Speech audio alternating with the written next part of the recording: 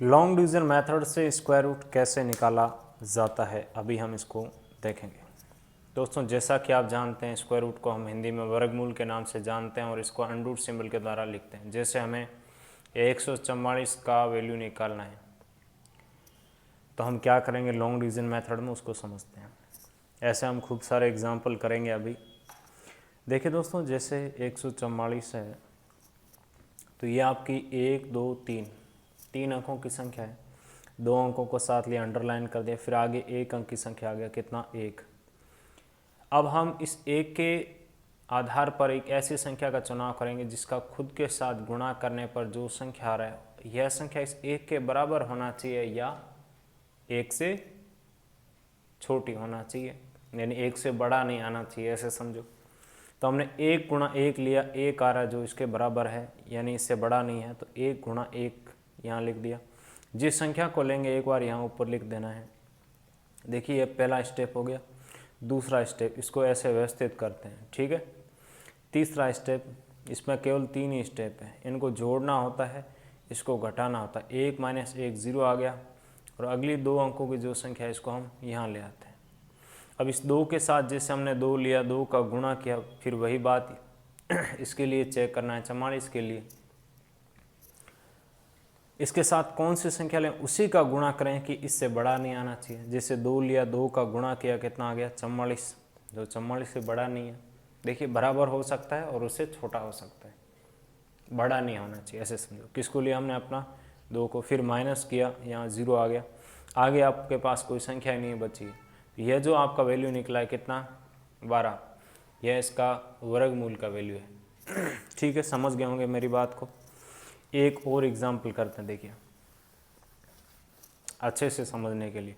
जैसे आपको 725 का अंडर रूट निकालना है, यानी स्क्वायर रूट निकालना है, तो आप क्या करेंगे, वही 3 स्टेप कर देंगे। 2 अंकों को साथ लिया, अंडरलाइन कर दिया, आगे बढ़े, 1 अंक की संख्या आ गई। इसके लिए हमने 2 गुणा 2 लिया, कितना आ रहा है, 4। किसको लिया, 2 को यहाँ लिख दो, सॉरी।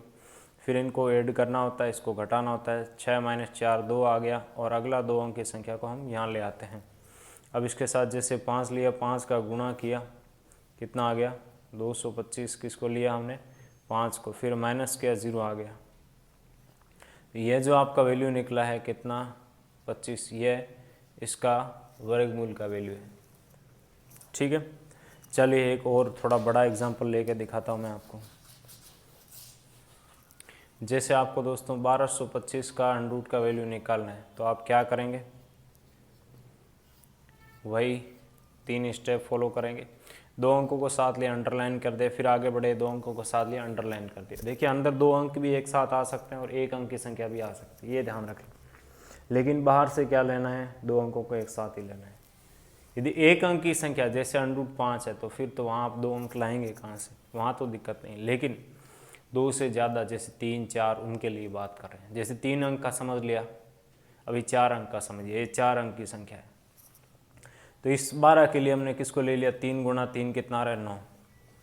देखिए 3 से एक बड़ी संख्या लेकर देखो, 4 गुणा 4 कितना आ गया, 16। देखिए 12 से बड़ा है, मैंने क्या बोला, बड़ा नहीं होना चाहिए।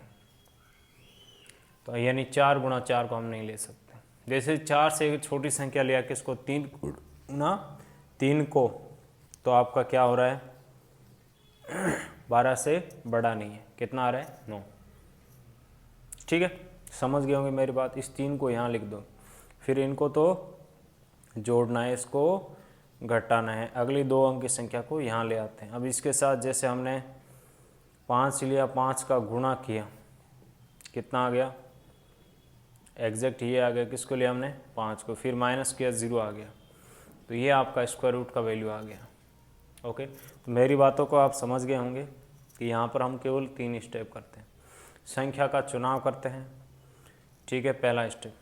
दूसरे स्टेप में उसको व्यवस्थित करते हैं। ठीक है, तीसरा स्टेप, इसको जोड़ना होता है, इसको घटाना होता है। अभी हमने जो एग्जाम्पल किए वो परफेक्ट स्क्वायर नंबर के हैं, यानी जिसमें पॉइंटों में आपका स्क्वायर रूट का वैल्यू नहीं आता है। और ऐसे एग्जाम्पल भी हमने सोल्व किए हैं जिनमें आपका आंसर क्या आ रहा है, पॉइंटों में आ रहा है। उनको भी आप हमारे चैनल के प्लेलिस्ट में जाकर देख सकते हैं। यह वीडियो आपको कैसा लगा नीचे कमेंट कर बताएं। धन्यवाद।